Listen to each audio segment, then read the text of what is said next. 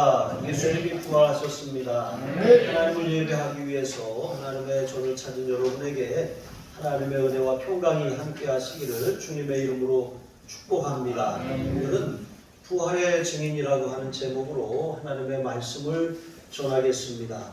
여러분, 사도 요한은 부활하신 예수님께서 요한복음 20장 21절과 같이 아버지께서 나를 보내신 것과 같이 나도 너희를 보내노라 하셨다고 전합니다.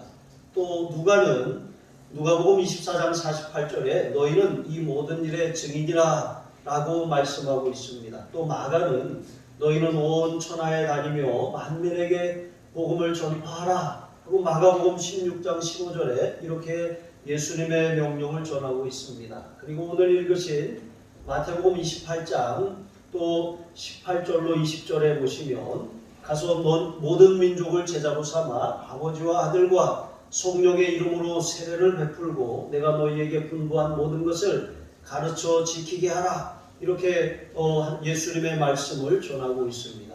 여러분, 한마디로 모든 복음서의 기자들이 전하는 예수님의 마지막 명령은 다른 것이 아니라 부활의 증인이 되어라, 부활의 증인으로 살아라 라고 하시는 말씀인 줄로 믿습니다.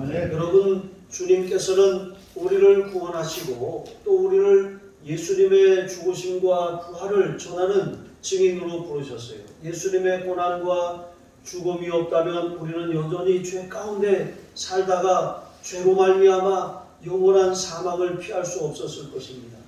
예수님이 부활하시지 않았다면 우리는 영원한 생명을 얻지 못했을 것입니다. 아무런 희망도 없이 사망 권세 아래 놓여 살다가 그냥 이 생을 마감하고 말았을 것입니다. 그러나 예수님의 고난과 죽으심, 부활은 역사적인 사실이며 복음의 핵심이며 구원의 진리임을 믿으시기 바랍니다. 여러분, 부활의 증인은 어떤 사람입니까? 예수님의 부활을 개인적으로 체험한 사람이에요. 여러분은 예수님의 부활을 개인적으로 체험하셨습니까? 1절로 3절에 보시면 예수님의 부활을 가장 먼저 목격했던 이 여인들의 이야기가 기록되어 있습니다. 안식 후 첫날 새벽, 그러니까 주일 새벽에 막달라 마리아와 다른 마리아, 여기 다른 마리아라고 되어 있지만 다른 그 공간 복음서에는 그가 이제 그 야고보와 또 이 요한의 어머니라고 기록되어 있는 것이죠. 그리고 또 여기에는 두 여인만 기록되어 있지만 다른 복음서에는 여기에 또 다른 그런 살로메와 또 다른 여인들이 그 자리에 함께 동참했다라고 하는 것을 우리가 발견할 수가 있는 것입니다. 여러분, 이렇게 예수님이 부활하시기로 약속하신 그날 새벽에 물론 이 여인들은 아직 예수님이 부활하신 것을 알지 못합니다. 그들은 예수님의 시신에 향품을 바르기 위해서 이제 무덤으로 달려간 것이죠. 자, 그런데 이 여인들이 가면서 서로 나눈 이야기들이 있습니다. 누가 우리를 위하여 무덤에서 돌을 굴려주리오 하고 마가복음 16장 3절에 기록하고 있는 것처럼 사실 이 여인들이 예수님의 시신에 향품을 바르러 왔지만 여러분, 무덤은 돌문으로 굳게 닫혀져 있습니다. 또 유대 종교 지도자들의 그런 요청으로 말미암아 이 돌문은 또 봉인되어 있는 것이죠. 그리고 그 앞에는 군병들이 굳건하게 지키고 있는 상황입니다. 그러니까 무덤 안으로 들어갈 수도 없고 예수님의 시신을 그러므로 이렇게 향품을 바를 수도 없는 바로 이런 상황인 것이죠. 그런데 이 여인들이 가면서 하는 말을 주님이 들으신 것 같아요. 갑자기 지진이 일어납니다. 그리고 하늘로부터 천사가 내려와서 그 무덤을 막고 있는 돌을 굴려냈어요. 그러니까 이 유대의 무덤들은 평토장한 그런 무덤도 있는가 하면 부자들은 이제 굴을 파가지고 그 굴 안에다가 시신을 안장하고 커다란 돌로 그 문으로 입구를 막은 것입니다. 예수님께서는 이제 예언대로 부자와 함께 부자의 그런 묘소에 이렇게 장사 지낸 바 되신 것이죠. 여러분 그렇게 그 무덤은 굳게 닫혀 있었지만 천사가 내려와서 그 돌문을 굴려냈습니다. 그리고 천사가 그 돌무덤 위에 앉아 있는데 그 앉아 있는 모습이 너무나도 당당합니다. 그 형상이 번개와 같고 그 입은 옷이 눈같이 찬란하게 빛이 나고 있는 것이죠. 그러니까 여러분 이것이 무엇을 의미하는 것입니까? 돌문이 열려 있어요. 그리고 천사가 찬란한 그런 옷을 입고 그 위에 앉아 있는 것입니다. 여러분 사망 권세가 지배하는 이 세상 가운데서 여러분 무덤은 사망 권세의 승리를 상징하는 것이죠. 모든 사람은 다 죽을 수밖에 없는 것입니다. 그런데 그 돌문이 열려 있어요. 그리고 천사가 그 위에 앉아 있습니다. 무덤 안을 들여다보니까 예수님의 시신은 온데간데 없고 빈 무덤만 남겨져 있는 것이죠. 여러분 이렇게 예수님이 부활하셨음을 천사는 당당하게 그 위에 앉아서 무덤 위에 앉아서 증언하고 있었던 거예요. 예수 그리스도께서는 우리의 구원을 위해 십자가에 못 박혀 죽으시고 장사 지낸 바 되셨다가 사흘 만에 부활하셨습니다. 기록된 하나님의 말씀은 예수님의 부활을 분명하게 우리에게 증거하고 있어요. 부활은 역사적인 사실입니다. 그런데 여러분 저나 여기에 앉아있는 여러분 가운데 예수님의 부활을 눈으로 보신 분이 있습니까? 그 현장에 가본 분이 있습니까? 여러분 아무도 없어요. 그러면 우리가 보지 않았다고 해서 예수님의 부활이 사실이 아닌 것이 되는 것입니까? 그렇지 않습니다. 여러분 예수님의 부활의 현장에 그것을 보지 못한 한 사람이 있습니다. 그는 사도 바울이라고 하는 사람이고 그는 사울이라고 하는 이름으로 불렸던 사람이에요. 예수님을 믿는 사람들을 핍박하고 또 잡아 가두기 위해서 다메섹으로 가던 길에 부활하신 주님께서 빛으로 그에게 임하셨어요. 갑자기 눈이 멀었고 그는 주님의 음성을 들을 수가 있었습니다. 사울아, 사울아, 어찌하여 나를 핍박하느냐 말씀하셨습니다. 부활하신 주님이 그에게 빛으로 찾아오신 것이죠. 여러분 이처럼 부활하신 주님을 만난 사울은 어떻게 되었습니까? 이후의 삶은 그 부활의 증인으로 온 일생을 헌신하며 그렇게 달려갈 길을 달려갔던 것이죠.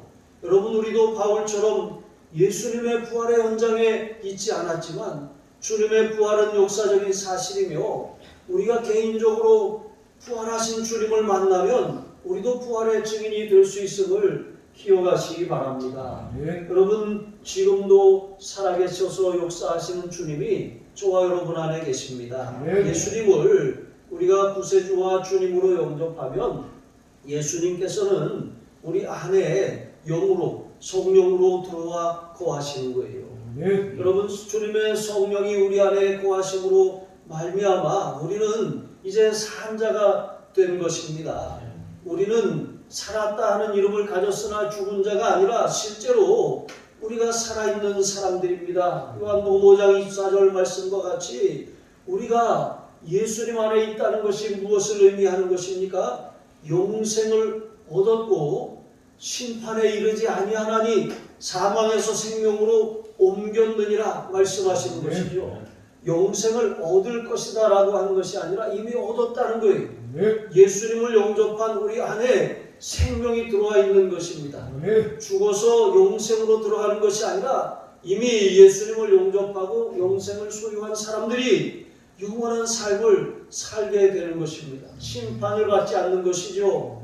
믿지 않는 사람들은 사망의 부활로 또 심판의 부활로 나아가지만 우리는 생명의 부활로 나아가는 것이죠. 주님의 재림과 함께 주님의 몸과 같은 부활체를 입고 영원한 삶을 천국에서 누리게 되는 것입니다. 여러분 이렇게 주님이 우리 안에 살아계신 그런 우리 이 믿음의 사람들은 주님 오시는 그날까지 이 부활 생명을 가지고 그 생명을 전하는 삶을 살아갈 책임이 우리에게 있는 줄로 믿습니다. 네. 여러분, 그러므로 우리가 예수님이 부활하셨다라고 하는 사실을 믿지 못한다라고 하는 것은 예수님을 믿지만 생명이 없는 그런 신앙을 가지고 있는 것과 마찬가지예요. 계란도 유정란이 있고 무정란이 있는 것처럼 그리스도인이라고 할지라도 예수님을 주와 구세주로 영접한 생명이 이 회복된 사람이 있는가 하면 그렇지 않고 여전히 사망 권세 아래서 죽음을 두려워하며 심판의 두려움 가운데 사는 사람도 있다는 거예요. 기독교와 다른 종교의 차이가 무엇입니까? 여러분, 다른 종교들은 사람의 노력으로 구원을 얻으려고 하는 거예요. 사람의 어떤 그런 행위로 의롭다함을 얻으려고 하는 것입니다. 그러나 여러분, 기독교는 사람이 죄인이고 모든 사람이 심판 아래에 있기 때문에 스스로의 그런 이 선함이나 노력으로 구원을 받을 수 없다는 거예요. 사람의 노력으로 하나님의 영광에 이르지 못하니까 하나님이 사람의 몸을 입고 내려오신 것이 바로 기독교인 것입니다. 아무 죄가 없으신 예수님이 우리를 대신해서 우리를 위해 고난당하시고 죽으셨다가 부활하신 것입니다. 예수님을 믿으면 하나님께 이르지 못하는 우리의 근본적인 문제, 죄의 문제가 해결되는 거예요. 예수님의 그 부활을 믿으면 하나님의 그 영적인 생명이 우리 안에 들어오는 거예요. 하나님과 깨어진 관계가 회복되어서 하나님을 아바 아버지라고 부를 수가 있게 되는 것입니다. 하나님의 자녀가 된 거예요. 여러분, 이것이 바로 우리에게 일어난 예수님의 죽으심과 부활 사건의 의미라는 거예요. 두 번째로 부활의 증인은 누구입니까? 성경이 증언하는 부활을 확신하는 사람들입니다. 4절로 6절에 보시면 무덤을 굳게 지키던 병사들은 천사들을 보고서 무서워 떨며 죽은 자처럼 되었어요. 그러나 천사는 여인들에게 뭐라고 말합니까? 너희는 무서워하지 말라. 여러분, 예수님의 부활이 믿지 않는 자들에게는 두려움이에요. 예수님의 부활이 있다라고 하는 것은 장차 우리가 이 마지막에 주님의 재림과 함께 부활한다라고 하는 것을 믿는다는 거예요. 우리가 장차 부활한다는 것을 믿는다는 것은 마지막 심판이 있고 그 심판 결과에 따라서 영생과 영벌이 갈린다는 것을 믿는다라고 하는 것입니다. 그러므로 예수님께서는 너희는 무서워하지 말라고 말씀하시는 것입니다. 예수님께서는 여기 계시지 않고 살아나셨다고 천사가 이 여인들에게 전하는 것이죠. 여러분, 예수님은 사망 권세를 이기시고 부활하셨기 때문에 죽은 자 가운데서 아무리 찾아야 예수님을 발견할 수가 없는 것이죠. 죽음 가운데 내려가셨다가 예수님이 부활하셨기 때문에 더 이상 무덤에 누워 계실 이유가 없는 것입니다. 예수님의 부활이 무덤을 지키던 자들과 그들로 하여금 지키게 하였던 자들에게는 정말 큰 두려움입니다. 예수님이 정말 하나님의 아들이시구나. 예수님이 정말 부활하셨고 하늘 보좌 우편에 앉아 계시다가 심판주로 오실 것이구나. 여러분, 그 사실을 정말 안다면 두려워하지 않겠습니까? 그러나 예수님을 바라고 그 약속을 믿는 사람들에게는 기쁨이고 감격일 수밖에 없는 것입니다. 예수님은 생전에 제자들에게 여러 차례에 걸쳐서 자신이 고난을 당하시고 죽으셨다가 부활하실 것을 말씀하셨어요. 16장 21절 또 17장 9절과 23절에 20장 19절에 26장 32절에 분명하게 말씀하셨고 말씀하신 그대로 살아나셨습니다. 여러분, 여인들은 주님을 참으로 사랑했습니다. 주님을 위해 헌신했습니다. 그리고 마지막 주님의 그 시신을 향품을 바르기 위해서 무덤까지 찾아왔어요. 하지만 주님의 약속을 기억해내지 못했습니다. 주님이 부활하시겠다라고 하는 그 말씀을 여전히 믿지 못했었던 것입니다. 그래서 누가복음 24장 5절에 보시면 천사가 이 여인들에게 이렇게 말하는 것이죠. 어찌하여 산 자를 죽은 자 가운데서 찾느냐? 여기 계시지 않고 주님이 부활하셨다 말씀하시는 것입니다. 여러분, 현대 신학자들 가운데서도 부활을 부인하는 사람들이 있어요. 여러분, 제가 신학교 다닐 때에도 지금은 은퇴하셨지만 교수님 가운데 한 분이, 그것도 성서신학을 가르치는 교수님 가운데 한 분이 예수님의 부활이 사실이 아니라고 가르치는 분이 계셨어요. 여러분, 신학교라고 해서 다 믿음을 가르치는 것이 아닙니다. 오히려 신학교 가서 믿음을 다 털어먹는 사람도 있어요. 근데 그 과정을 잘 통과해야지만 하나님의 그런 이 부르신 소명을 감당할 수가 있는 것이죠. 여러분, 어떻게 신학교에서 이런 일이 일어납니까? 또 다른 신학교의 총장님과 또 교수님 한 분은 예수님의 고난과 그런 죽음, 부활이 이 실체가 아니고 또 어느 죽음과 다르지 않다고, 심지어는 짐승의 피와 예수님의 피가 다르지 않다고 가르치는 교수님도 있었어요. 그분들은 물론 교단에서 출교를 당했습니다. 여러분, 제가 이분들을 비난하려고 하는 것이 아니에요. 학문이라고 하는 것은 한계가 없어요. 연구에 제한이 없는 거예요. 그러니까 우리가 그런 학문에 대한 그런 깊이 있는 연구와 탐구가 되게 중요합니다. 그런데 그런 연구를 통해서 예수님을 만나는 사람이 있는가 하면 그런 연구를 통해서 예수님은 없다. 예수님은 그냥 역사적인 이 인물인 것은 분명한데 하나님의 아들도 아니고 구원자도 아니고 부활하시지도 않았다고 이렇게 말하는 결론에 이를 수도 있다는 것입니다. 여러분, 이러한 사상은 어디서부터 비롯된 것입니까? 이러한 사상은 예수님, 이것은 마치 사내들인 공회원들이 예수님이 생전에 부활하실 것을 말씀하신 것을 기억해냈잖아요. 제자들은 다 잊어버리고 달아났어요. 그런데 이 사내들인 공회원들은 예수님이 하신 말씀을 기억했어요.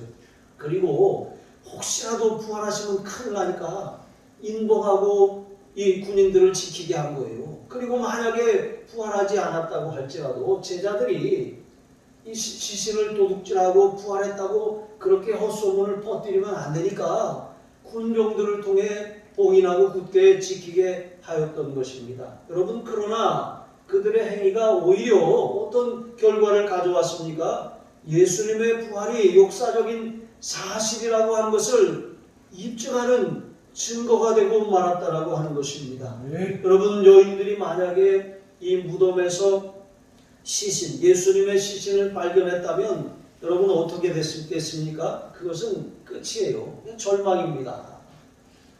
그 좋은 스승이, 우리를 구원할 구세주로 알았던 그분이 돌아가셨구나, 끝났구나, 아무 희망도 없구나, 이렇게 여겼을 것입니다. 그러나 여러분, 여인들이 들여다본 무덤 안에는 시신이 없어요. 거기 계시지 않고 부활하셨기 때문에 그런 것이죠. 천사가 여인들에게 이렇게 말하는 것이죠. 와서 그가 누우셨던 곳을 보라. 보았습니다. 없습니다. 부활하셨습니다. 이렇게 비로소 여인들은 빈 무덤을 통해서 예수님이 부활하셨다라고 하는 사실을 눈으로 확인할 수 있었던 것입니다. 여러분, 빈 무덤은 기독교와 타 종교를 구분하는 아주 근본적인 그런 이 차이라고 할 수가 있습니다. 여러분, 인도에서 선교하셨던 스탠리 존스 선교사님의 일화입니다.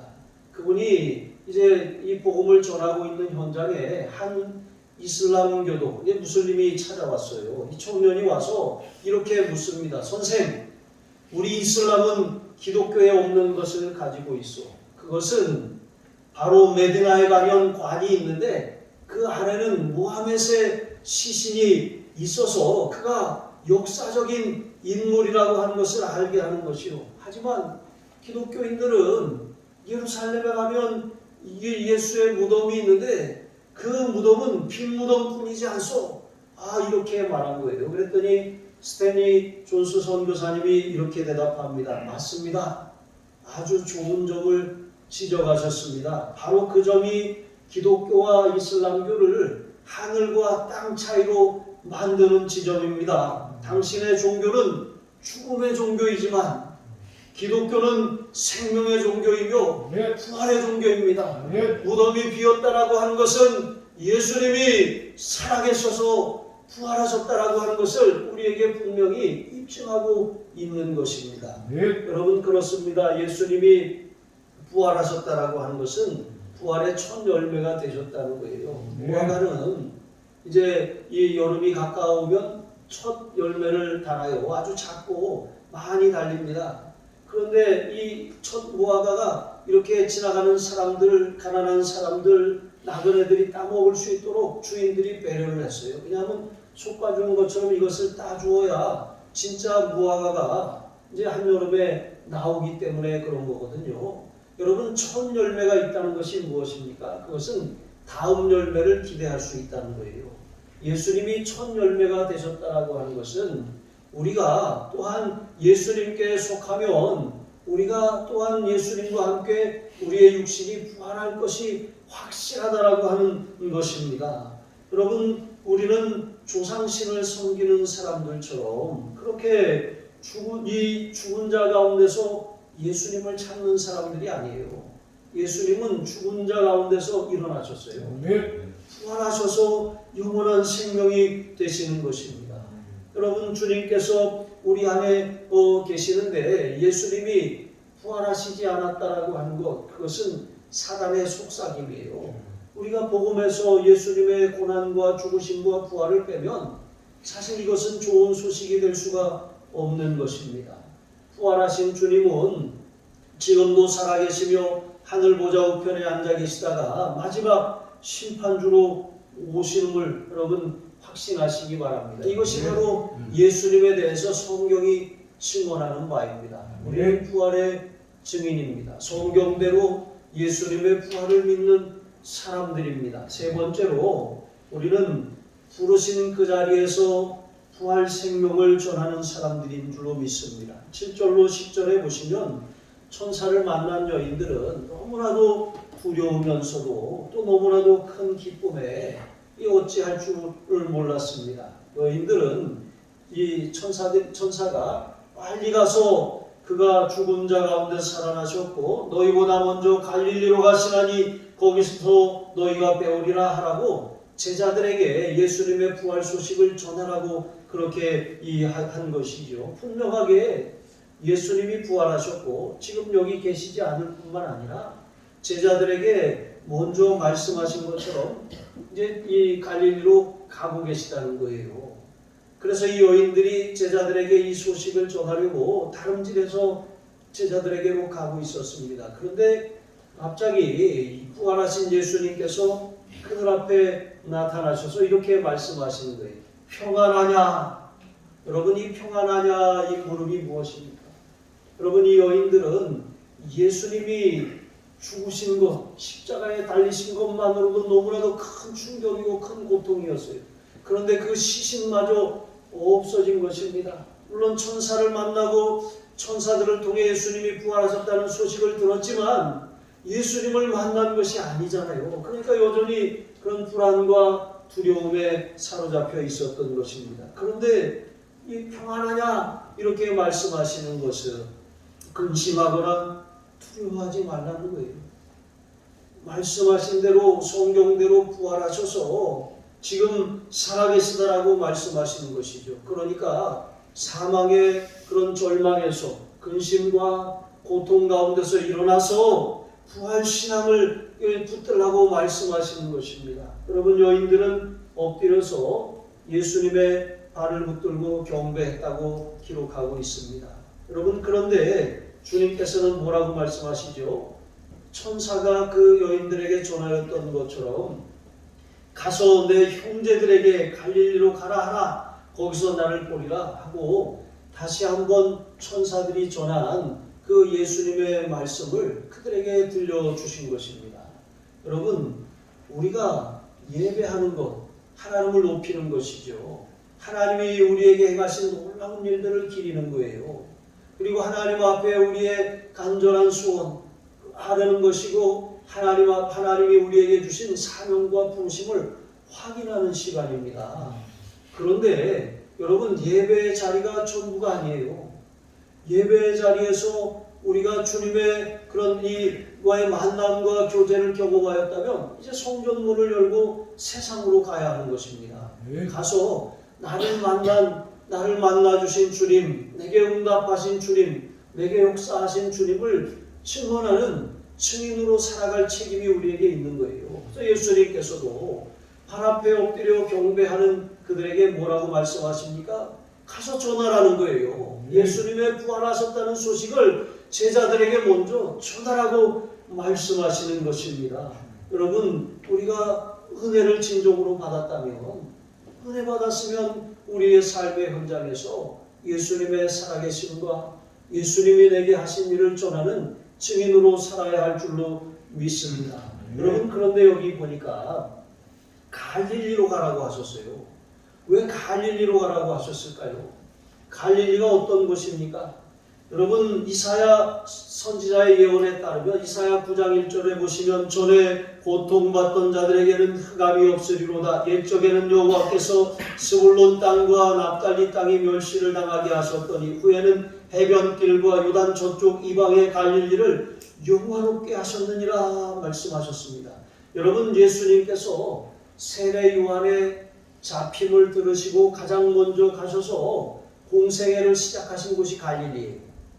여러분, 예수님이 태어나신 곳은 베들레헴이지만 예수님이 자라나셔서 예수님이 사시던 곳이 어디입니까? 갈릴리 나사렛입니다. 예수님께서 가장 먼저 회개하라, 천국이 가까웠느니라 라고 선포하신 곳이 바로 갈릴리입니다. 여러분, 예수님께서 공생애 기간의 첫 번째 이적, 예수님이 그리스도이심을 나타내신 첫 번째 이적인 가나 혼인잔치에서 물로 포도주를 만드신 이 사건 현장이 어디입니까? 갈릴리 가나인 것입니다. 예수님께서 가장 많은 사역을 펼치신 현장이 바로 갈릴리인 것이죠. 여러분, 성경은 이 갈릴리에 대해서 뭐라고 지칭하고 있습니까? 이곳은 흑암에 앉은 백성들이 사는 곳이라고 말씀하고 있는 것입니다. 예수님이 어둠 가운데 앉은 백성에게 빛을 비추신 곳이 바로 이 갈릴리라고 하는 것이죠. BC 721년에 아수르 제국에 의해서 북이스라엘이 멸망했습니다. 많은 사람이 죽고 많은 사람이 끌려갔어요. 그리고 그 중에 남겨진 사람들도 있지만 또 다른 지역에서 정복한 땅에서 사로잡힌 포로들이 이 북이스라엘로 이주했습니다. 그러니까 남아있던 사람 또 새로 온 사람들이 이렇게 섞이기 시작했습니다.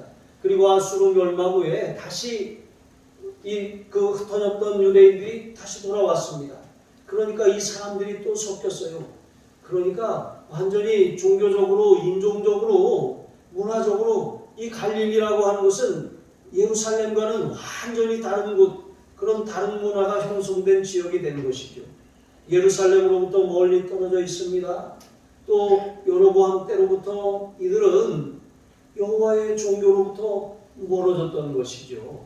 그래서 이스라엘 사람들은 이 갈릴리를 그냥 갈릴리라고 부르지 않고 이방의 갈릴리라고 불렀어요.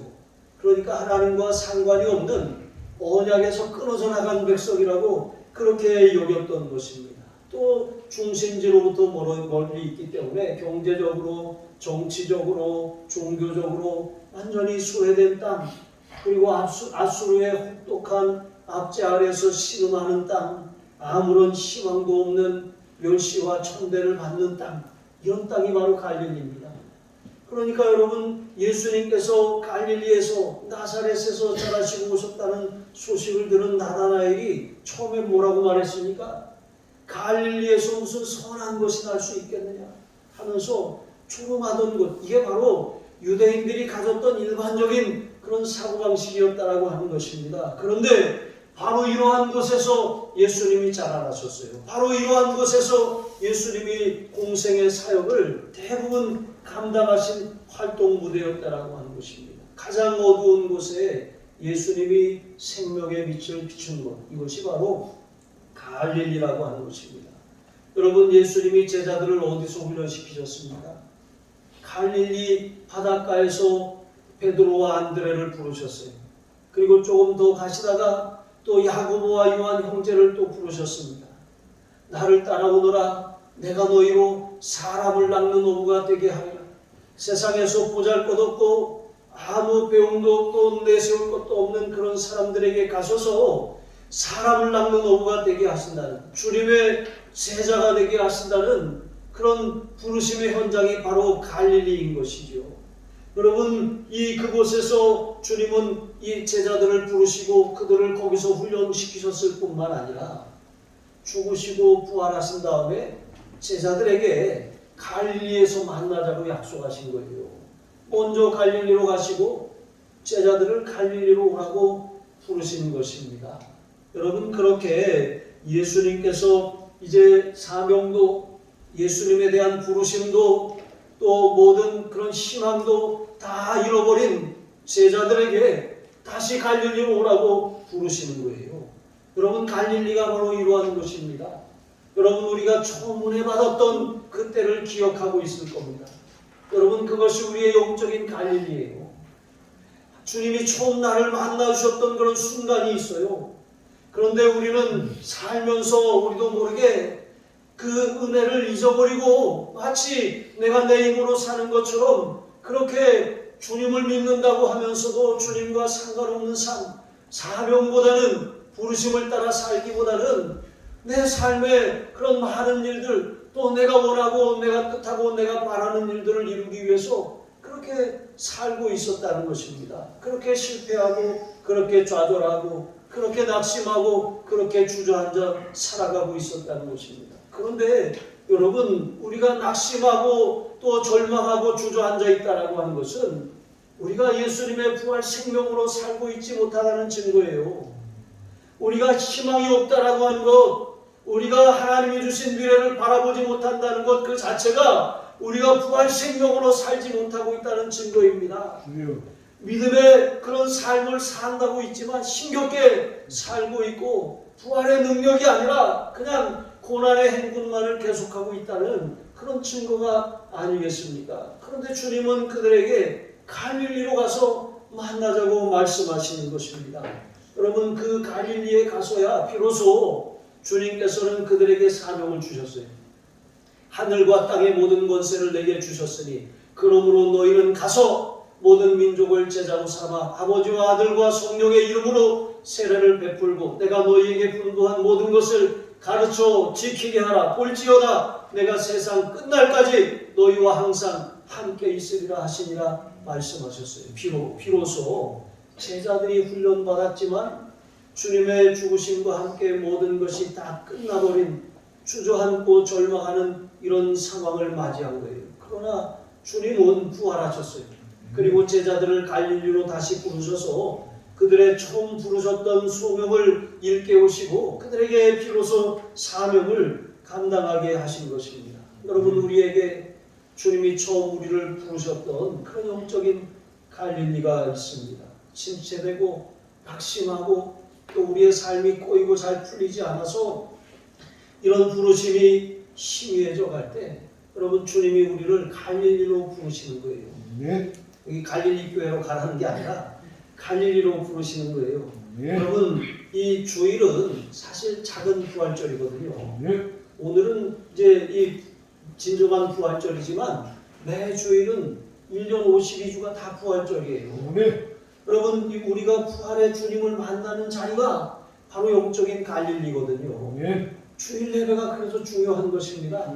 우리가 주님 앞에 나와서 부활의 주님 만나고 부활의 생명을 얻을 때 우리는 진정으로 사명을 감당할 수 있습니다. 네. 우리 인생의 의미와 목적과 우리를 향하신 하나님의 계획을 실천하며 살아갈 수가 있게 되는 것입니다. 네. 그렇게 우리는 이 자리에 또 주님의 부르심을 받는 이 영적인 갈릴리에 앉아 있는 거예요. 네. 여러분, 주님의 그런 부르심을 분명하게 확인하시는 이 자리, 여러분 부활 생명을 우리에게 나눠주시는 이 자리에서 여러분 이 생명을 가지고 나아가서 담대하게 부활의 증인으로 살아가시기를 주님의 이름으로 축복합니다.